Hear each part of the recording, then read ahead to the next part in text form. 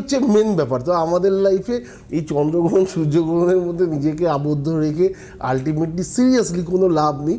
যেটা হওয়ার এবং প্র্যাকটিক্যালি যদি আপনারা ভাবেন দেখবেন বাস্তবিক অর্থে এর আলাদা কোনো প্রেশার আপনার লাইফে আসবে না।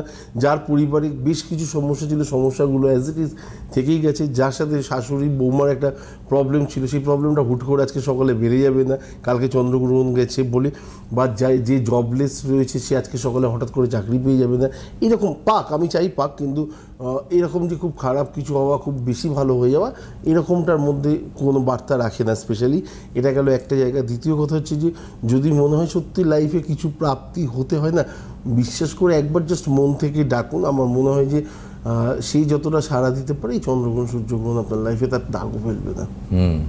এটা এবার এবার এবার একটু এই জায়গাটা থেকে আপনি যেমন কাটিয়ে দিলেন, হুশ করে দিলেন, তো সেখান থেকে আমার কথাটা হচ্ছে যে এই দেবী পক্ষের আগে এই যে পিতৃপক্ষের সময়টা, তো একটা সময় তো ছিল যে এই সময়টা আমাদেরকে বলা হতো একা বেরোবে না, আলোর মধ্যে থাকবে, অন্ধকার দিয়ে আসবে না, এই করবে না, ওই করবে, ভূতে ধরবে।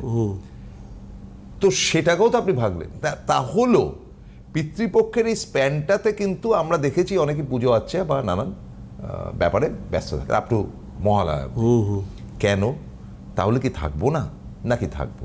না না, একদম থাকা উচিত। যেটা চিরাচরিত সেটা তার মধ্যে দেবাচার্য কোনো কারণে ঢুকতে চায় না, কারণ চিরাচরিত জিনিসগুলোর মধ্যে অবশ্যই থাকতে হবে। এবং যখন অ্যাকচুয়ালি আমাদের 14 পুরুষকে জল দেওয়ার রীতিনীতি রয়েছে যেন তারা শান্তি লাভ করে, এবং মহালয়ার দিনকে দেবী পক্ষে যখন শুরু হয় তার পিতৃপক্ষের অবসান, ঠিক সেই মুহূর্তে যখন জলটা দেওয়া হয় এবং সেই জলটা আমাদের বিশ্বাস সেই জায়গা অবধি পৌঁছাচ্ছে যেখানে আমাদের পূর্বপুরুষরা আমাদের হাতের মাধ্যমে জলটা পাচ্ছেন।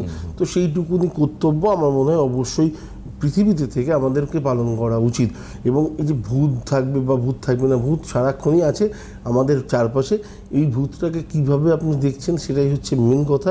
ভগবানও আপনার চারপাশে আছে, আপনি তাকে কীভাবে খুঁজছেন তাকে দেখার চেষ্টা করুন। আমার মনে হয় ভূতকে আর দেখতে হবে না। এটা হচ্ছে সবথেকে পজিটিভ জিনিস। কারণ আমি সবসময় একটা কথা বলি যে খুব খারাপ সময় এবং খুব ভালো সময়, এই দুটো সময় নিজেকে যে হারিয়ে ফেলে তার পরবর্তী সময়টা সারা জীবন ভাবতে হয়।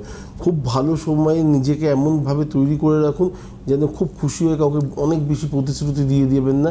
দিলে পরে সেই প্রতিশ্রুতিগুলো জানেন আপনি হয়তো কন্ট্রোল করতে পারবেন না, বা যেগুলো আপনি আগামী দিন কমিটমেন্টগুলো আপনি রাখতে পারবেন না। তো তখন কোথাও না কোথাও একটা বড় পাপের ভাগিদার হয়ে যাওয়া।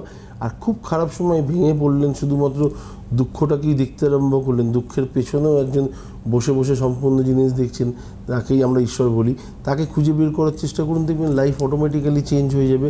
আমার মনে হয় যে এই যে গ্রহগুলো যেভাবে রয়েছে না, গ্রহগুলো পর্যন্ত তার দ্বারা নিয়ন্ত্রিত হয়।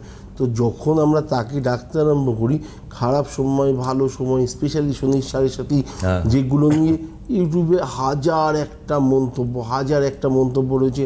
মেষ রাশি শেষ হয়ে যাবে, মীন রাশির ধ্বংসাত্মক অবস্থা, এই সময় কোনো কারণেই আর ভালো হবে না। আর কোন কোন রাশি রাজা হতে চলেছে দেখুন। রাজা কি করে হবে? প্রধানমন্ত্রী আছে, মুখ্যমন্ত্রী আছে, রাজা হওয়ার জায়গা নেই। হ্যাঁ, নিজের জায়গা থেকে নিজেকে ধন বৃদ্ধি কোন রাশির ক্ষেত্রে আছে, অবশ্যই সেগুলো নর্মাল ব্যাপার। তো সেইগুলোকে নিয়ে বেশি আনন্দিত হয়ে তারপরেও যখন আসবে না তখন দুঃখ পাওয়ার কোনো জায়গা নেই। তো আমার মনে হয় আলটিমেটলি ঈশ্বরে বিশ্বাসী থাকাটা সবথেকে বড় রাস্তা। আরেকটা